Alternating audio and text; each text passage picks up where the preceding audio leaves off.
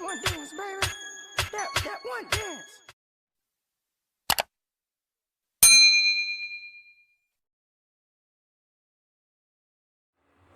Assalamualaikum warahmatullahi wabarakatuh. Shalom, Om Swastiastu, Namo Buddhaya dan salam kebajikan. Perkenalkan, nama saya Christine Raha, mahasiswa dari Universitas Mula Warman, jurusan Pendidikan Bahasa dan Sastra Indonesia tahun 2020.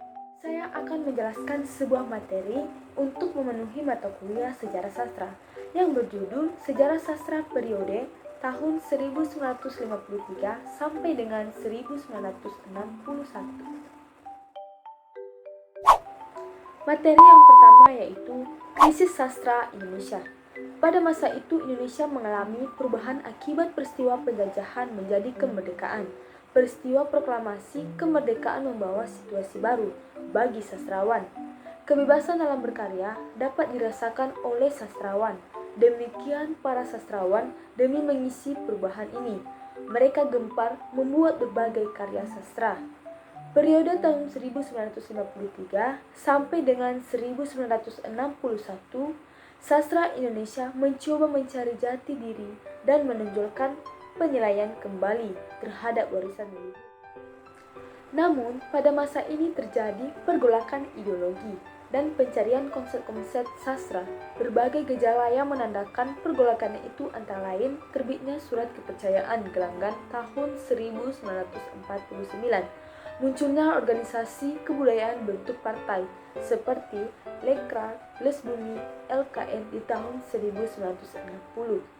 Perkembangan dan pergulatan sastra selama tahun 1950 sampai dengan 1961 hilang dari dunia pelajaran di sekolah maupun di kurikulum universitas. Periode ini, perkembangan sastra dan budaya, aliran komunisme dan aliran radikal kiri hilang sama sekali. Sastranya tidak tampak karena tidak diterbitkan, tidak dijual dan tidak dibaca. Hal itulah yang menjadi indikasi terjadinya krisis sastra, karena sastra yang bernilai tidak boleh diterbitkan dan dilarang diedarkan oleh pemerintah Orde Baru.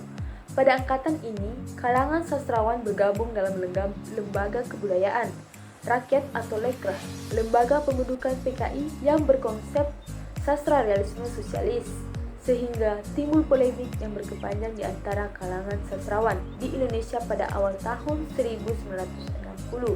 Kemudian menyebabkan terhambatnya perkembangan sastra karena masuk ke dalam politik praktik dan berakhir pada tahun 1965 dengan pecahnya G30S atau PKI di Indonesia. Periode tahun 1953 sampai dengan 1961, sastra Indonesia dianggap mengalami krisis, diduga karena karya sastra yang diterbitkan pada masa ini hanya berupa sajak, cerpen, dan karangan-karangan yang tidak begitu panjang untuk dimuat dalam majalah. Sehingga periode ini dilahirlah istilah sastra majalah. Majalah-majalah yang eksis pada masa ini antara lain Majalah Siasat atau Gelanggangan, Mimbar Indonesia, Zenit, dan Majalah Kisah. Materi yang kedua yaitu sastra majalah. Tahun 1953, Balai Pustaka kedudukannya tidak menentu.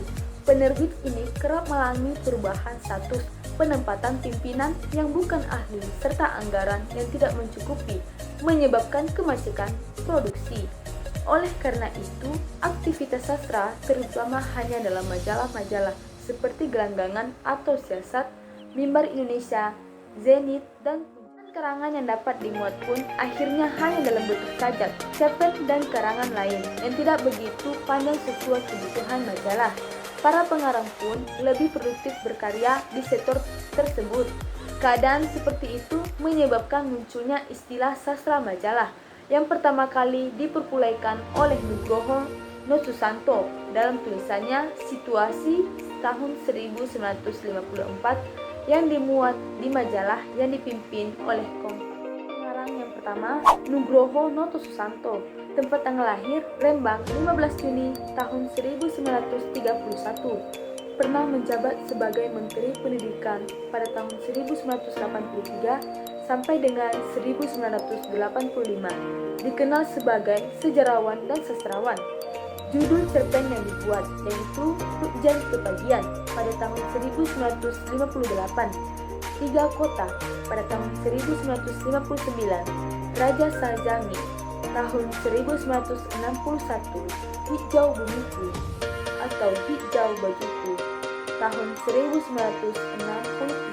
Tokoh yang kedua, A. Nafis, tempat tanggal lahir Sumatera Barat 17 November tahun 1924.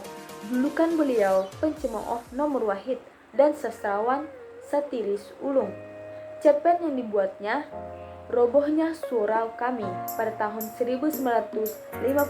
Tokoh yang ketiga, nama Trisno Yuwono, tempat tanggal lahir Yogyakarta 2 November 1926. Novel yang dibuat yang berjudul Pagar Kawat Berduri tahun 1968. Biarkan Matahari Membersihkan Dulu tahun 1965. Bulan Madu tahun 1962. Petualang tahun 1981.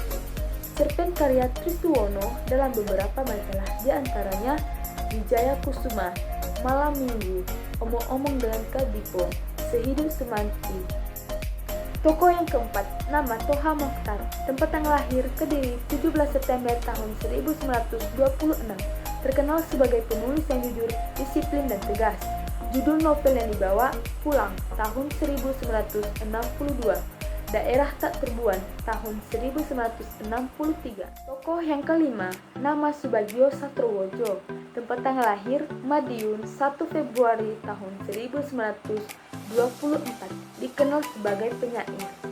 Judul yang dibawa cerpen yang pertama Semakin Akrab, yang kedua Kejantangan di Sumbing tahun 1960. Tokoh yang terakhir, nama Mutingo Bustami, tempat tanggal lahir Lampung 21 November tahun 1937.